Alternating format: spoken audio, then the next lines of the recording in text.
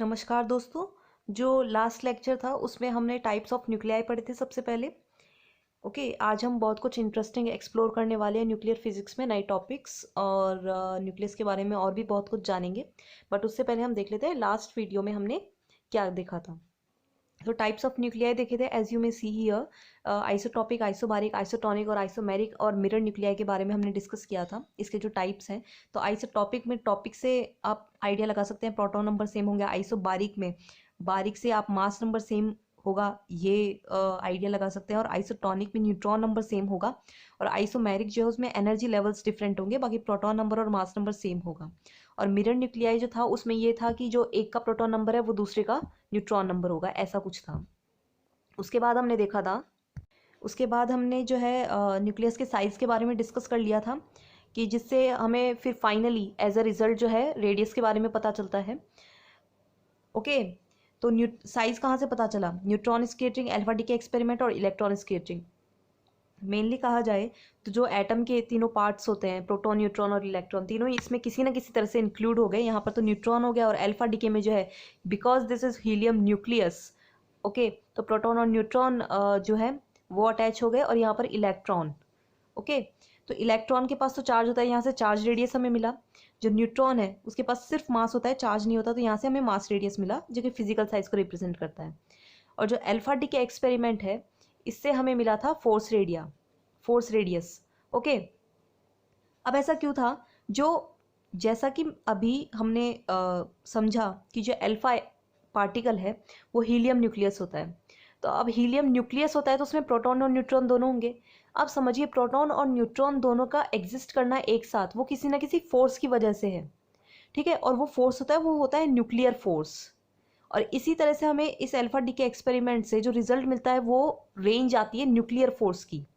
तो यहाँ से हमें फोर्स रेडियस मिली थी। क्या बताया मैंने आपको? जो अल्फा डी के एक्सपेरिमेंट, इसमें अल्फा पार्टिकल का मीनिंग क्या होता है? Helium nucleus, 2He4। अब न्यूक्लियस में प्रोटॉन और न्यूट्रॉन दोनों एक साथ रहते हैं, और वो किसी न किसी फोर्स के कारण एक साथ रह पाते हैं। ओके, और वो फोर्स कौन सा होता है? वो होता है न्यूक्लियर फोर्स, ठीक है। और मास रेडियस, फोर्स रेडियस और चार्ज रेडियस, हमें 3 रेडियस यहाँ से मिली, जो कि अप्रोक्सीमेटली इक्वल होती हैं। और फिर फाइनली हमने जो है रिलेशन देखा था रेडियस और मास नंबर के बीच में। वेरी इंपॉर्टेंट रिलेशन, आपको ये याद ही रखना है।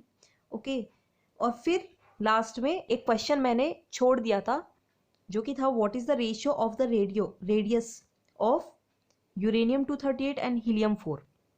अब देखिए, आप ये वाला क्वेश्चन सिर्फ इस फॉर्मूले के बेसिस पे आपका सॉल्व हो जाता है। कैसे? सॉल्यूशन हम देखेंगे यहाँ पर। तो आप देखिए, आपको क्या क्या गिवन है यहाँ पर। यूरेनियम 238, इसकी अगर बात की जाए तो यहाँ से आपको क्या पता है कि यहाँ पर जो ए है, मास नंबर है, वो कितना है? 238। ये इन्फॉर्मेशन मिल रही है यहाँ से। और हीलियम 4 की देखिए आप, क्या जानकारी मिल रही है? कि इसका मास नंबर 4 है। अब आप देखिए, आपको पूछा है ratio of the radius. Radius का फॉर्मूला क्या है? R equals to R not e⁻⁴। R not यहाँ पर एक आइडियल वैल्यू थी, जो कि थी 1.2 फर्मी। ओके, तो अगर हम इसको R1 मान ले, इसकी जो रेडियस है, और इसकी रेडियस को R2 मान ले। ओके, तो R1 अपॉन R2 क्या फॉर्मूला लेंगे? आर नॉट A1 की पावर 1/3, और अपॉन में क्या आएगा R2 के लिए? आर नॉट तो वही आएगी क्योंकि आइडियल वैल्यू है, और A2 की पावर 1/3। यहाँ R2 है तो A2 होगा, मतलब कि जिसकी रेडियस है उसी का मास नंबर है। तो R1 के कॉरस्पॉन्डिंग ये A1 होगा, और R2 के कॉरस्पॉन्डिंग ये A2 होगा। सिंपल वैल्यू रख दीजिए। आर नॉट से आर नॉट तो यहाँ पर कैंसिल हो गया। A1 क्या है? 238,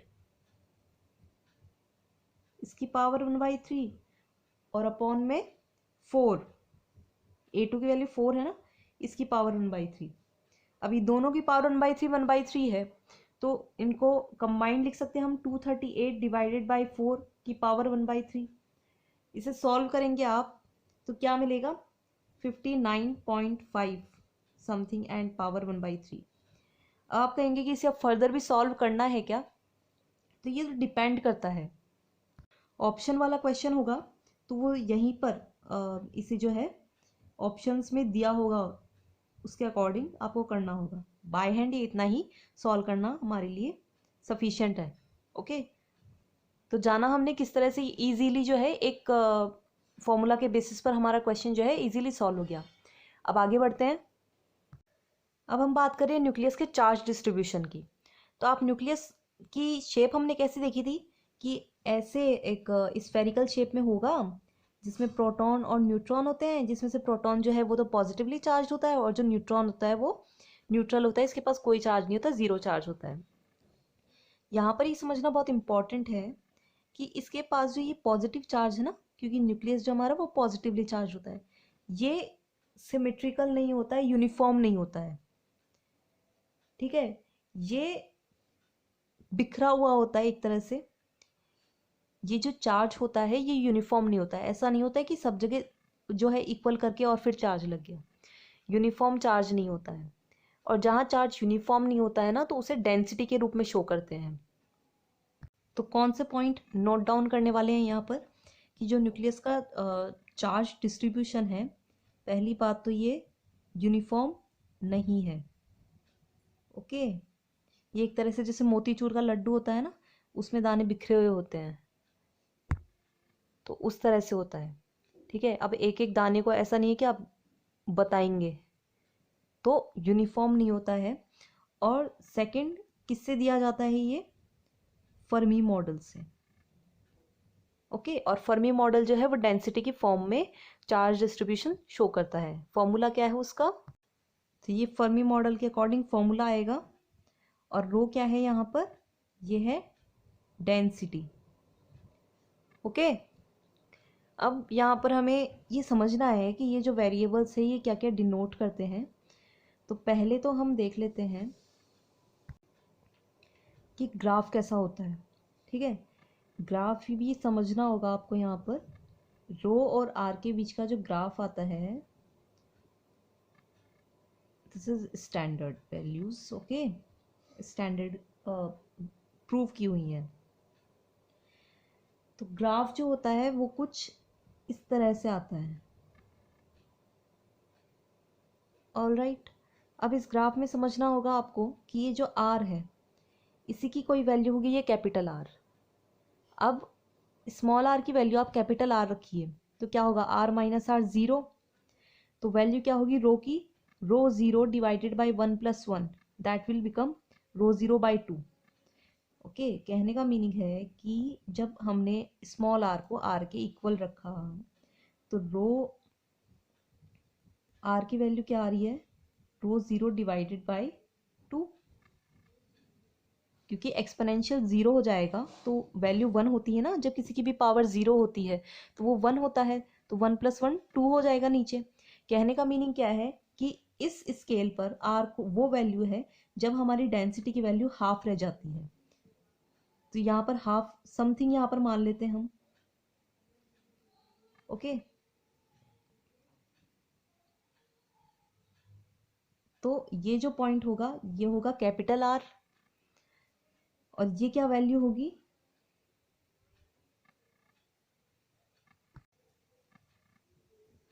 हाफ।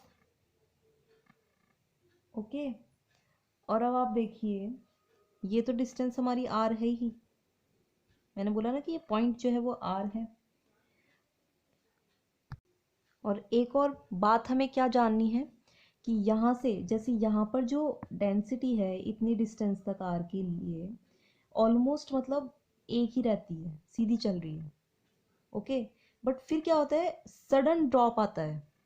तो यहाँ पर जो ये चेंजिंग पॉइंट है ना, वहाँ से लेकर के और आगे जब ये कहीं ज़ीरो के पास जाएगी ये वैल्यू, बाद में ये डिक्रीज होती जा रही है ना, तो ये जो थिकनेस होती है ना, ये टी होती है, इसे थिकनेस बोलते हैं हम। ओके, अब ये थिकनेस है किस चीज़ की?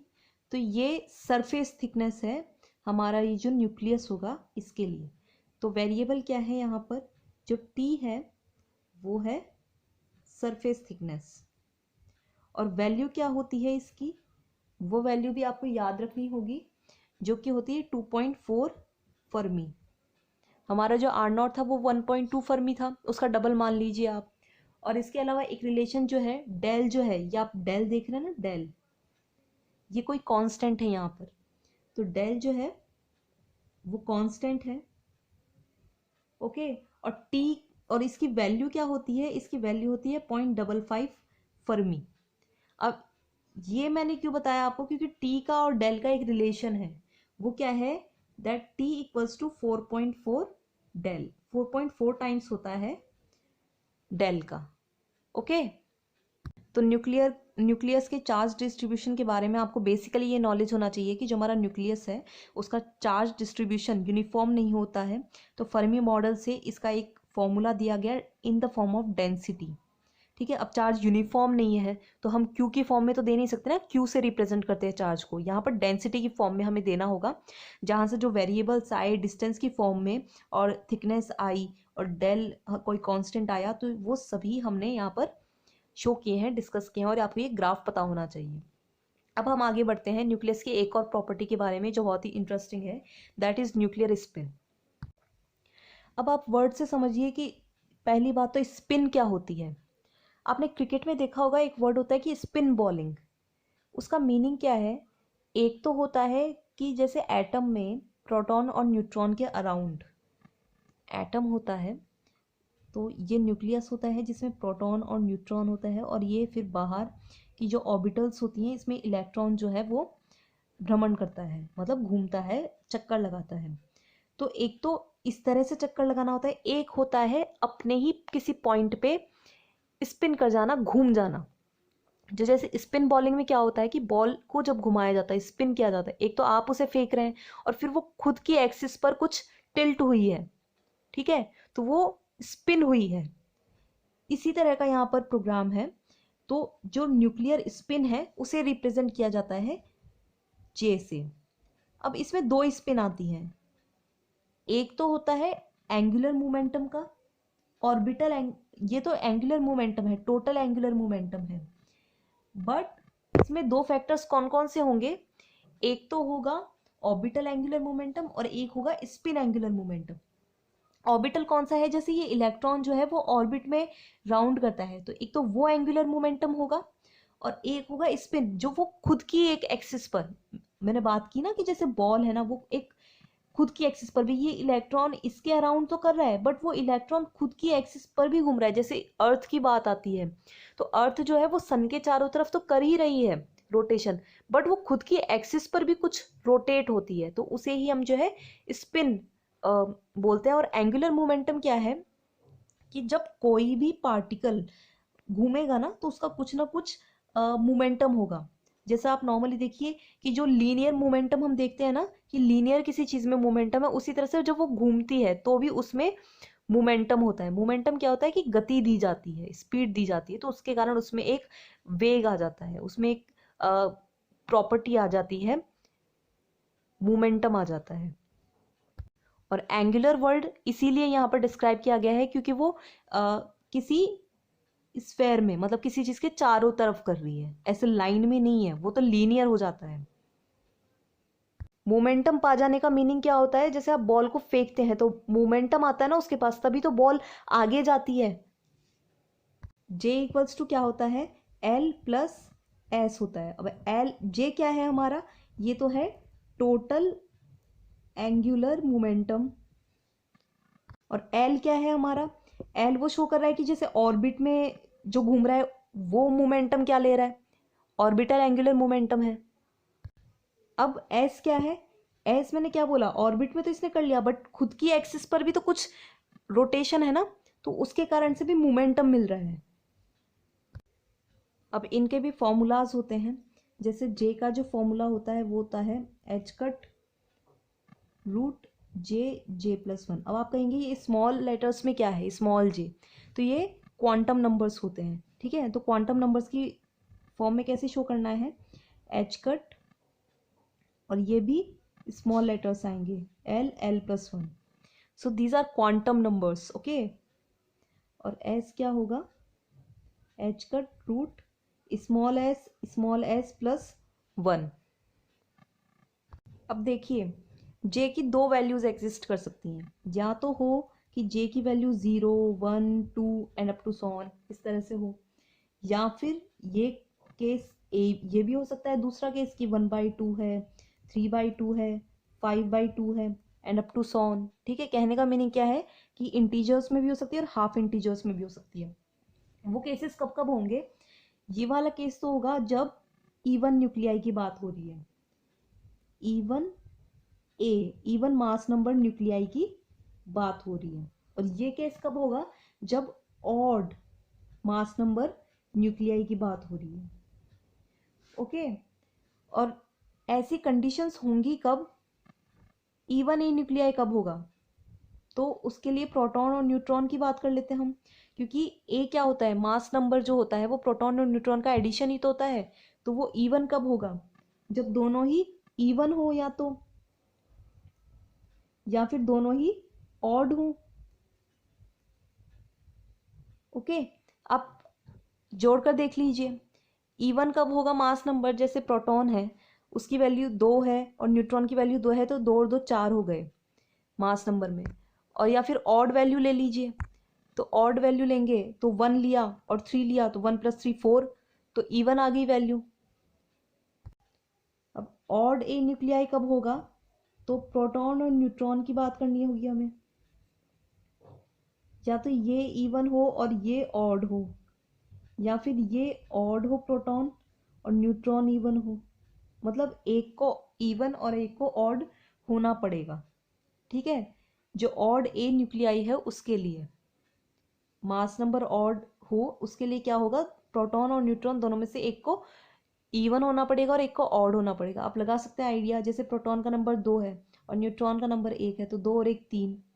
फिर प्रोटॉन जो है उसको ऑड में ले लीजिए 1, और न्यूट्रॉन है इवन, तो 2 लीजिए, 1 + 2 3, तो ऑड आ रहा है ना number. That's how we can check.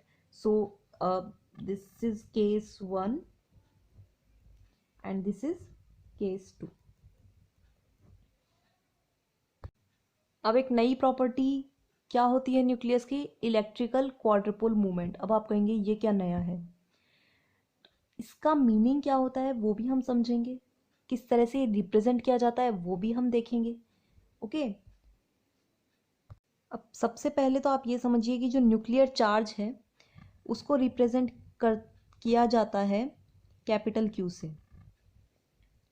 Okay, तो ये जो इलेक्ट्रिकल क्वाड्रुपल मूवमेंट है ना, ये क्या मेजर करता है? इस न्यूक्लियर चार्ज का स्फेरिसिटी से डिपार्चर। कैसे? तो ये जो क्यू है इसके 3 केसेस होते हैं, या तो क्यू 0 के इक्वल होगा, या फिर क्यू ग्रेटर देन 0 होगा, या फिर क्यू लेस देन 0 होगा। ओके, इसका मीनिंग आप समझिए। अब मैंने क्या बोला आपको कि ये क्वांटिटी क्या मेजर करती है? न्यूक्लियर चार्ज के डिपार्चर की बात कर रही है स्फेरिसिटी से। जब ये क्यू 0 है तब तो बिल्कुल स्फेरिकल शेप होगी।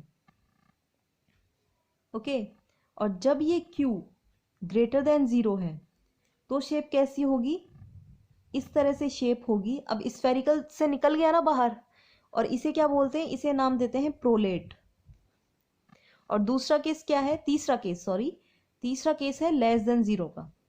तो ये कैसी शेप होगी? ये आएगी कुछ इस तरह की। और ये क्या शेप होती है? ये होती है ऑब्लेट।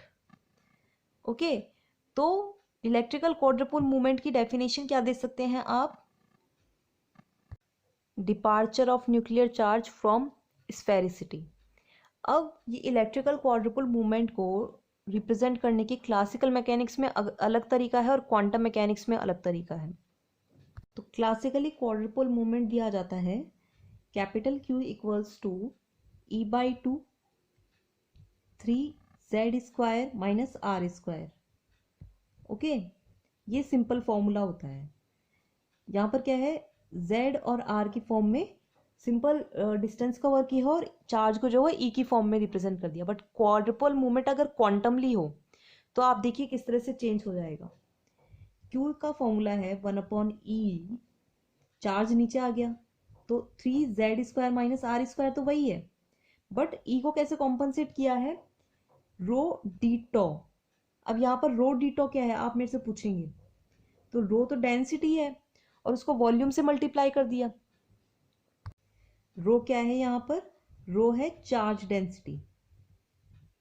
ओके, और चार्ज डेंसिटी, और डेंसिटी किस फॉर्म में होती है, चार्ज डेंसिटी तो स्पेशली चार्ज अपॉन वॉल्यूम।